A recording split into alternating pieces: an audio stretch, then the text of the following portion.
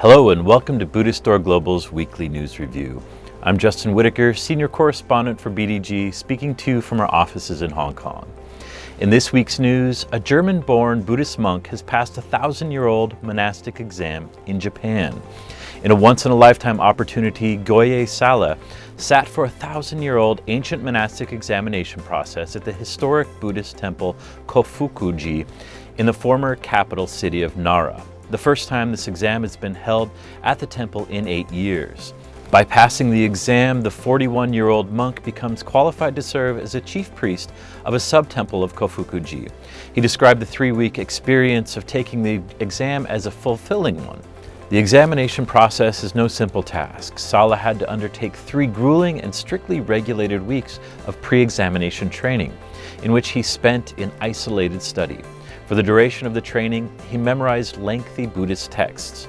During this period of rigorous training, he was permitted to eat only 2 meals per day, breakfast and lunch, and had to sleep while seated upright. An international Buddhist conference in Kalmykia marks the 420th birth anniversary of Zaya Pandita.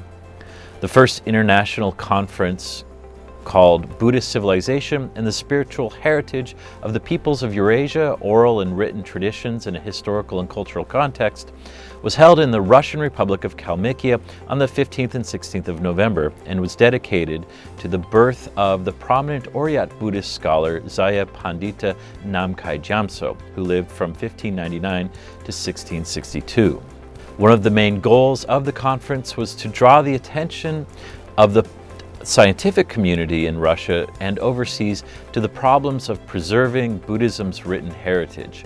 The scientific forum played an important role in the process of determining the future prospects for the development of cultural, historical, interfaith, and language interaction in Eurasia.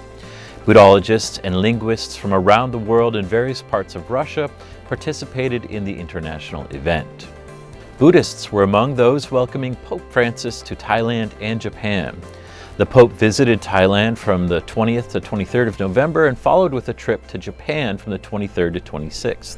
While the pontiff was expected to reach out to the small Catholic populations of the two countries, the visit to the Buddhist majority nations highlights the Pope's continued emphasis on dialogue across religious divides as a path to peace in the world. Francis was the first pope to visit Thailand since John Paul II, who traveled to the country in May 1984. He visits Thailand as a pilgrim of peace to build bridges of peace and understanding, said Monsignor Andrew Visanu Tanya Anand, the General Coordinator of the Papal Visit and Deputy Secretary General of the Thailand Bishops' Conference. In Nepal, the second International Tipitaka chanting ceremony was hosted in Lumbini last week. Nepal hosted the second International Tipitaka chanting ceremony, ITCC, in the garden of the Mayadevi temple complex in Lumbini, the birthplace of the historical Buddha, from 14 to 16 of November. This year's ceremony was attended by thousands of pilgrims, including monks and nuns from nearly 25 countries, including China, India, Japan, Myanmar, Nepal, Thailand, and Vietnam. The program was jointly organized by the Lumbini Development Trust, the All Nepal Bhikkhu Association, and the Thai Buddha Vihar at Lumbini.